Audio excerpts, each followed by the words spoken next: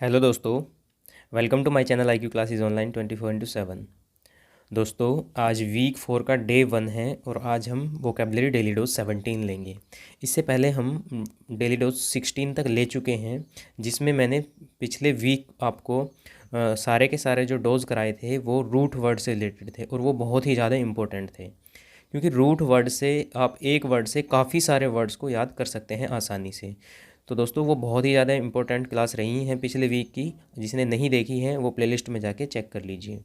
Okay दोस्तों, अगर आप चैनल पर नए हैं तो चैनल को प्लीज़ सब्सक्राइब कर लीजिए और बेल आइकन को प्रेस करना बिल्कुल मत भूलिए।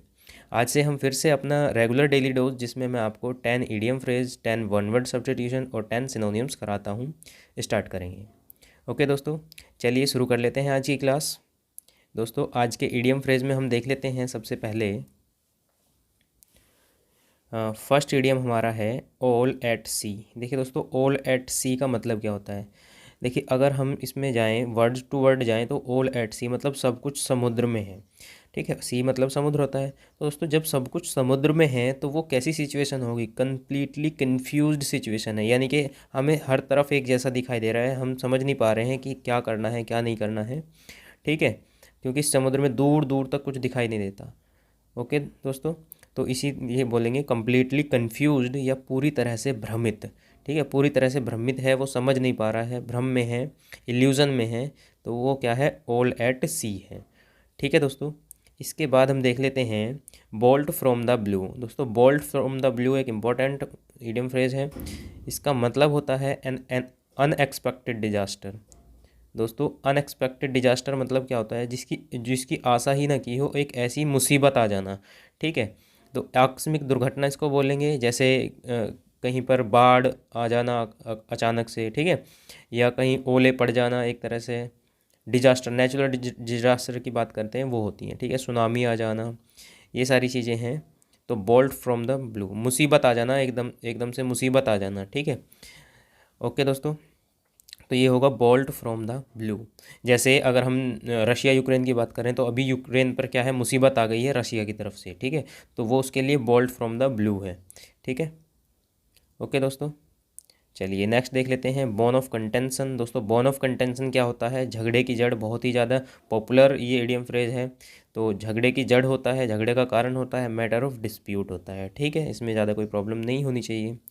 नेक्स्ट है बाय लैप्स एंड बाउंड्स। दोस्तों, बाय लैप्स एंड बाउंड्स क्या होता है? रैपिडली होता है, यानी कि बहुत तेज़ी से। ठीक है, बहुत तेज़ी से बाय लैप्स एंड बाउंड। दोस्तों, ये जो मैं इडियम फ्रेज आपको करा रहा हूँ, ये एसएससी एग्जाम्स में कई कई बार पूछे गए हैं। ठीक है, बहुत ही ज़्यादा इंपॉर्टेंट है। जो अभी स्टार्टिंग में चल रहे हैं, ये बहुत ही ज़्यादा इंपॉर्टेंट है, तो इन्हें आप छोड़ना मत, बिल्कुल भी याद कर लीजिए।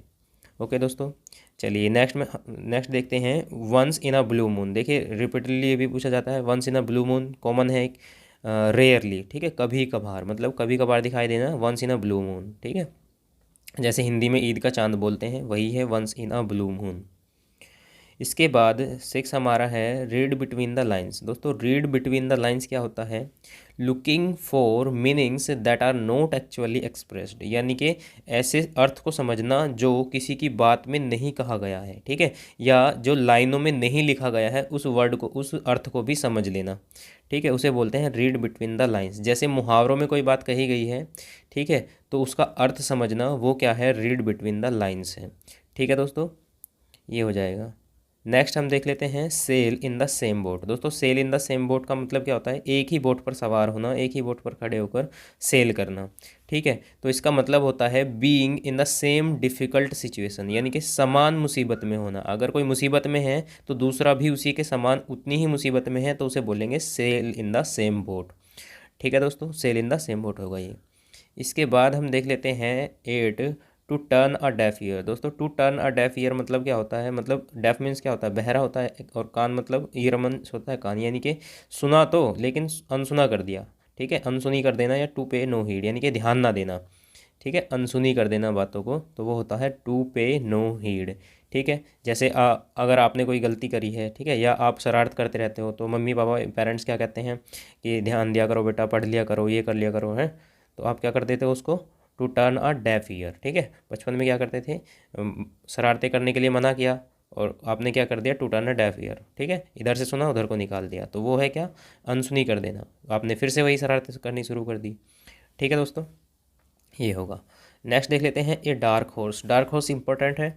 डार्क हॉर्स का मतलब होता है दोस्तों समवन हु अनएक्सपेक्टेडली सक्सीड, यानी कि एक ऐसा आदमी है जिसकी आशा भी ना की जाए और वो जीत जाए।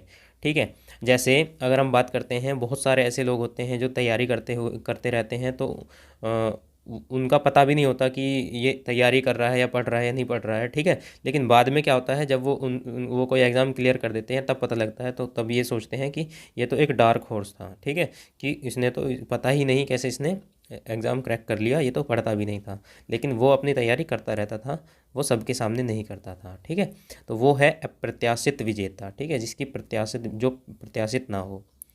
और इसके बाद इम्पोर्टेंट और कॉमन है एक idiom, add fuel to fire. दोस्तों ऐड फ्यूल टू फायर होता है टू वर्सन द मैटर, यानी कि पहले से ही आग लगी हुई है, उसमें और तेल डाल देना, मतलब आग को और भड़का देना, यानी कि हालात पहले से ही ख़राब हैं और ख़राब कर देना, यानी कि हालात को क्या कर देना, बदतर बना देना। ठीक है, बद से बदतर बना देना, वो होता है ऐड फ्यूल टू फायर। ठीक है दोस्तों, फटाफट से रिवीजन कर लेते हैं। ओल एट सी, ओल एट सी होता है completely confused. Bolt from the blue की बात कर लेते हैं तो अनएक्सपेक्टेड डिजास्टर होती है। Born of contention, matter of dispute, झगड़े का कारण होता है। बाय लैप्स एंड बाउंड होता है रैपिडली, तेज़ी से। Once in a blue moon की बात कर लेते हैं दोस्तों, रेयरली होता है कभी कभार। रीड बिटवीन द लाइन्स होता है छुपे हुए अर्थ को समझ लेना। ठीक है, इसके बाद हम देख लेते हैं sail in the same boat. दोस्तों ये होता है समान मुसीबत में होना। ठीक है, being the same difficult situation. To turn a deaf ear, to pay no heed, या अनसुनी कर देना। ए डार्क हॉर्स की बात कर लेते हैं तो सम वन हु अनएक्सपेक्टेडली सक्सीड, अप्रत्याशित विजेता होता है। एड फ्यूल टू फायर होता है टू वर्सन द मैटर। ठीक है दोस्तों, हालात को बदतर बनाना होता है add fuel to fire. Okay, इसके बाद हम देख लेते हैं वन वर्ड सब्स्टिट्यूशन अपने। तो वन वर्ड सब्स्टिट्यूशन में पहला जो है हमारा वो है a person employed as a car driver for an important person, यानी कि एक आदमी जो कार ड्राइवर के लिए एम्प्लॉय किया गया है, किसके लिए, एक कोई इम्पोर्टेंट पर्सन के लिए। दोस्तों याद रखना, इम्पोर्टेंट पर्सन के लिए होगा ये, तो उसे क्या बोलते हैं, उसे बोलते हैं चौफर। ठीक है, चौफर बोलते हैं इंग्लिश में। ठीक है, और मोटर चालक इसे हिंदी में बोलेंगे, लेकिन हमें शॉफर से मतलब है। ठीक है, चौफर भी बोल सकते हैं, शॉफर भी बोल सकते हैं। ठीक है दोस्तों, a person employed as a car driver of a important person, जो इम्पोर्टेंट पर्सन का कार ड्राइवर होता है उसे बोलते हैं। ठीक है, इसके बाद ये वाला तो मैंने बता ही दिया आपको, roundabout way of expression. दोस्तों roundabout way of expression मतलब घुमा फिरा कर बातें करना, और घुमा फिरा कर जो बातें करना होता है वो क्या होता है, सरकमलोक्यूशन होता है, क्योंकि ये एक रूट वर्ड है जिसमें सरकम आया है। सरकम का मतलब घुमा फिराने से है और लोक का मतलब बोलने से है। ठीक है, यानी कि घुमा फिरा कर बातें करना या शब्द बाहुल्य, बहुत सी शब्दों का प्रयोग करना लेकिन मेन मुद्दे पर ना आना। ठीक है, वो होता है सरकमलोक्यूशन। इसके बाद हम देख लेते हैं एन एक्सपर्ट जज इन मैटर ऑफ टेस्ट। देखिए दोस्तों, जो टेस्ट के मैटर में क्या है, एक्सपर्ट है, जज है, उसे क्या बोलते हैं, उसे बोलते हैं कॉनिजर। दोस्तों कॉनिजर, ये स्पेलिंग याद रखना कॉनिजर की। ठीक है, ये होता है विशेषज्ञ, एक्सपर्ट होता है ये। इसके बाद हम देख लेते हैं medical study of skin and its disease. दोस्तों ये भी हम पढ़ चुके हैं, medical study of skin, skin से रिलेटेड मैंने बताया था डर्मे वर्ड आएगा, तो डर्मेटोलॉजी। ठीक है, अध्ययन के लिए हम लॉजी का यूज़ करते हैं, और डर्मा स्किन के लिए होता है, तो त्वचा विज्ञान। ठीक है, ये हो जाएगा त्वचा विज्ञान। इसके बाद a man who is quite like A women. दोस्तों ये इंपॉर्टेंट रहेगा, ए man who is quite like A women मतलब एक आदमी जो वोमेन के जैसा है या वोमेन के जैसा दिखता है या उसकी तरह गुण रखता है। ठीक है, तो एफिमिनेट बोलते हैं, एफिमिनेट। ठीक है, स्त्री गुणों वाला पुरुष। ओके दोस्तों, एफिमिनेट इसको बोलेंगे। इसके बाद हम देख लेते हैं a person who leaves one country to settle in another, यानी कि एक आदमी जो एक कंट्री को छोड़ देता है दूसरी कंट्री में सेटल होने के लिए, उसे क्या बोलते हैं दोस्तों, एमिग्रेंट बोलते हैं। एमिग्रेंट मतलब होता है प्रवासी। ठीक है, दूसरे देश में वास करने वाला प्रवासी। जैसे 9 जैन को मनाया जाता है प्रवासी भारतीय दिवस। इसके बाद देख लेते हैं दोस्तों स्टडी ऑफ इंसेक्ट्स। दोस्तों स्टडी ऑफ इंसेक्ट्स क्या होता है, एंटोमोलॉजी होता है। एंटोमोलॉजी, लॉजी मैंने बताया था किसी भी चीज़ का स्टडी या अध्ययन के लिए हम बोलेंगे लॉजी बोलेंगे, तो एंटोमोलॉजी होता है इंसेक्ट जो होते हैं उनका अध्ययन। ठीक है, एंटोमोलॉजी कीट विज्ञान होगा ये। इसके बाद हम देख लेते हैं concluding part of a literary work. दोस्तों जो लिटरेरी वर्क होता है साहित्य काम, उसका जो कंक्लूडिंग पार्ट होता है उसे क्या बोलते हैं। जैसे हम कोई ऐसे लिखते हैं तो ऐसे में लास्ट में जो हम लिखते हैं, समराइज करते हैं अपने ऐसे को, ख़त्म करते हैं, तो एपिलॉग होता है वो, ठीक है, उपसंहार, एपिलॉग बोलते हैं।